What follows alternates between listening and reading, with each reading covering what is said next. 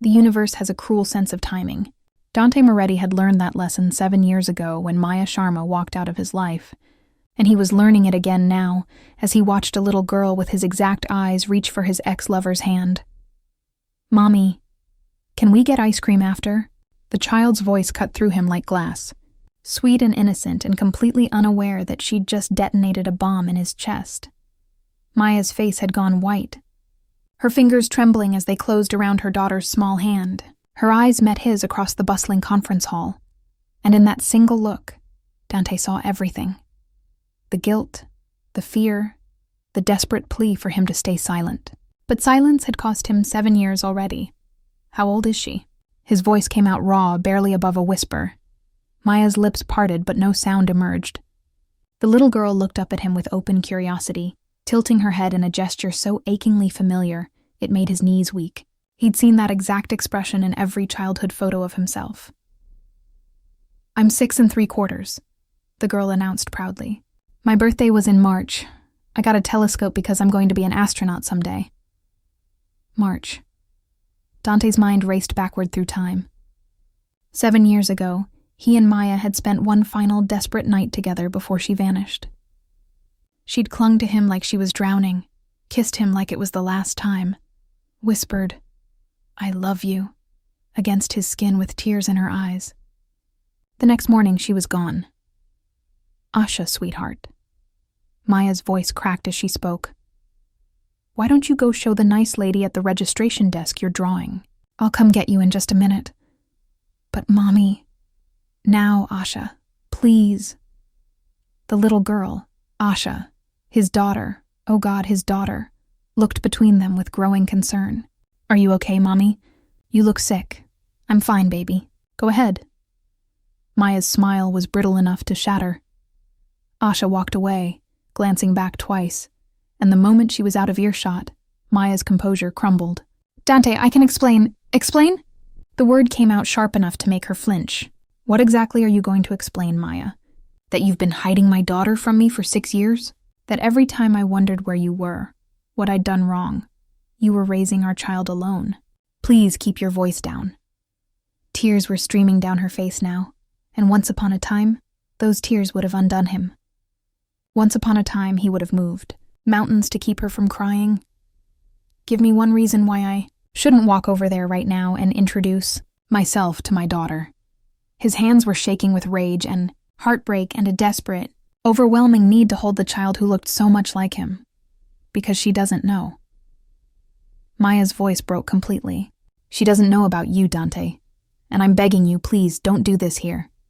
Not like this. She deserves better than finding out her father exists in the middle of a crowded conference hall." The truth of that cut through his anger like a blade. Asha deserved better. She deserved better than parents who couldn't be in the same room without falling apart. She deserved better than the 6 years of her father's absence.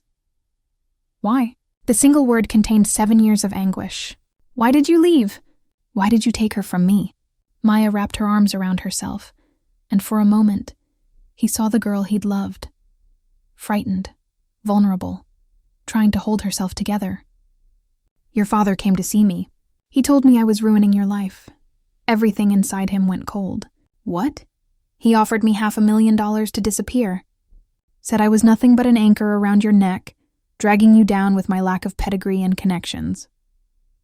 Her laugh was bitter. "I told him no. I told him we loved each other, that we were going to build our life together. But then I found out I was pregnant. And Dante, you were drowning. The startup was failing. We had no money. You weren't sleeping, barely eating. How could I tell you I was pregnant? How could I add that burden when you could barely keep your head above water? So you just left?" His voice rose despite himself. "You made that decision for both of us? You took my child and ran. I did what I thought was right." Maya shot back, her own voice breaking. "I was 24 years old, pregnant, and terrified. Your father's words kept echoing in my head. What if I destroyed your dreams? What if trying to support a family killed your company before it could succeed? What if you grew to resent me, resent her? I would never..." You say that now, 7 years later, standing here in your $1,000 suit with your billions in the bank. But back then, when we were eating ramen for every meal and our electricity got shut off twice in 1 month, Would you really have been able to chase your dreams with a baby crying at 3 a.m. and a girlfriend who needed help? The words hit him like physical blows because there was truth in them. He remembered those days, the desperate scramble for funding, the crushing pressure, the nights he'd come home too exhausted to speak. Would he have been able to build Moretti Technologies with a newborn? Would he have been the father Asha deserved? You should have given me the choice. His voice was quieter now, threaded with pain. You should have trusted me enough to let me decide. I know. Maya's tears were flowing freely now. I know, and I'm sorry. I'm so sorry, Dante.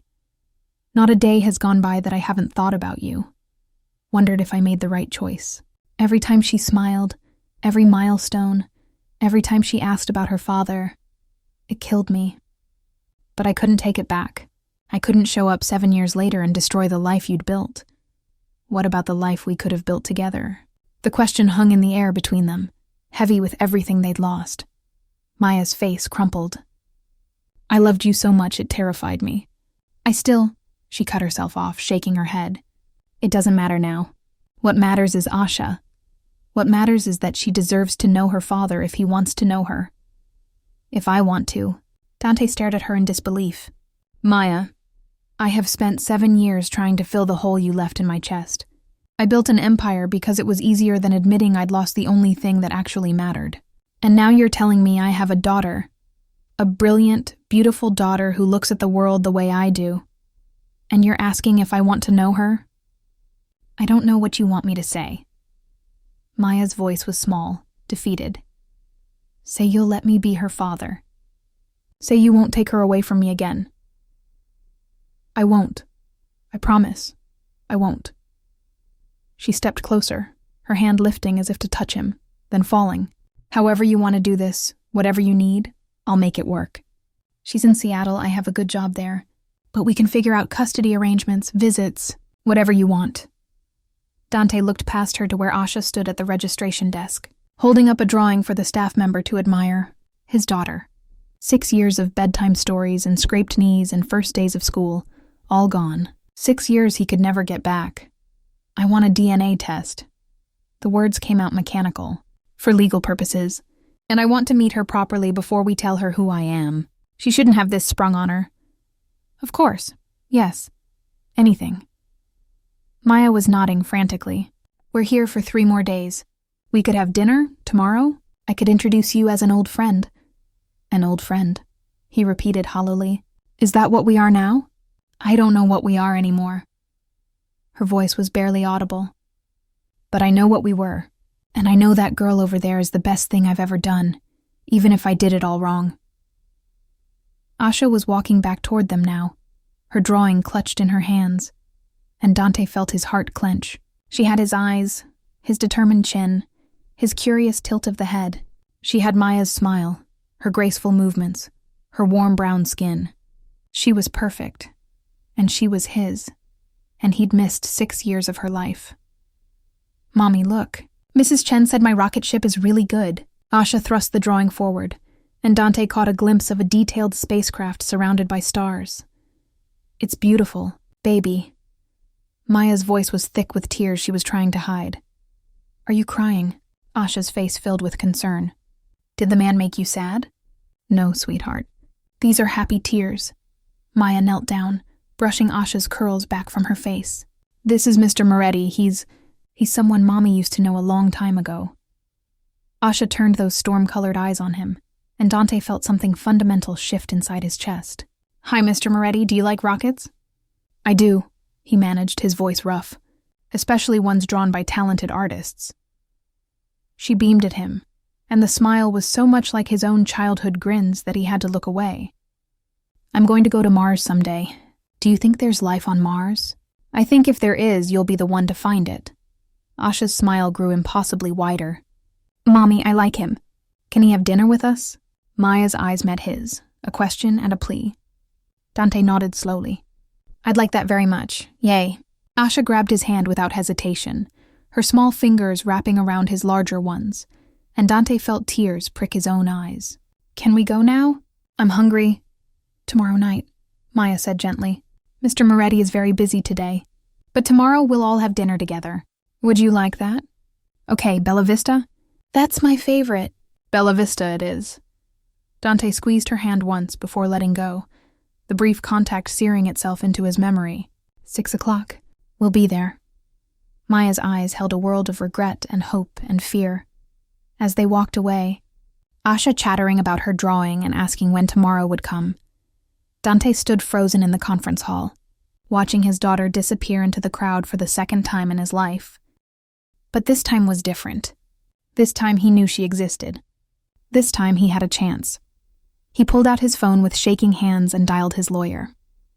Legal custody would come later, after the DNA test, after they established a routine. But tomorrow he would have dinner with his daughter. He would learn her favorite foods, her dreams, her fears. He would watch how she interacted with the world, see himself reflected in her expressions. Tomorrow, he would start becoming a father. The conference continued around him, hundreds of entrepreneurs chasing their dreams, but Dante barely noticed. His entire world had narrowed to a little girl with storm-colored eyes and a future full of stars. 7 years ago, Maya had left to give him the chance to build his empire. Now he had everything money could buy and nothing that mattered. But standing there in the fading afternoon light, watching the space where his daughter had been, Dante felt something he hadn't felt in years.